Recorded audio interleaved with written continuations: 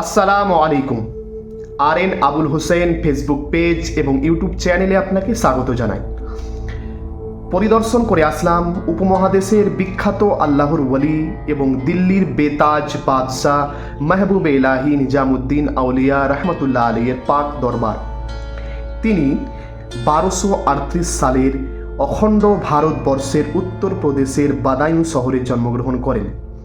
তার পিতা ছিলেন হজরত সৈয়দ আহমদ দানিয়াল রহমতুল্লাহ আলী এবং মাতা ছিলেন সৈয়দা জুলেখা রহমতুল্লাহ তাআলা আলিহা। তিনি অর্থাৎ মাহবুব ইলাহি রহমতুল্লাহ তাআলা আলী তার সমস্ত জীবনকে সমর্পণ করেছেন একমাত্র আল্লাহ এবং তার রসুলের জন্য।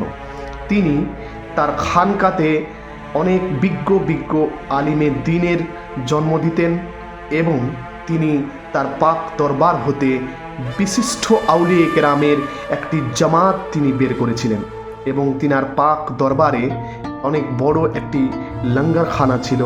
এই লঙ্গরখানার প্রচলন করেছেন এই মাহবুব ইলাহি রহমতুল্লাহ আলী।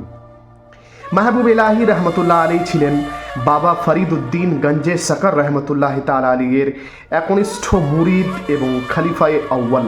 তিনি ছিলেন সিলসিলায়ে চিস্তিয়ার অনেক বড় মাপের একজন সাধক। তার অর্থাৎ মাহবুব ইলাহি রহমতুল্লাহ আলীর সুযোগ্য খলিফায়ে আউয়াল ছিলেন নাসিরুদ্দিন মাহমুদ চিরাগে দেহলি রহমতুল্লাহ আলী এবং আমাদের সুপরিচিত এবং আমাদের এলাকায় জিনার মাজার শরীফ বিদ্যমান তিনি হচ্ছেন শেখ ওসমান আখি সিরাজ আইনায়ে হিন্দ রহমতুল্লাহ আলী। তিনিও ছিলেন মাহবুব ইলাহি রহমতুল্লাহ আলীর সুযোগ্য খলিফা। তিনার হিস্ট্রি পরবর্তী পার্টে আবার দেওয়া হবে ইনশাআল্লাহ।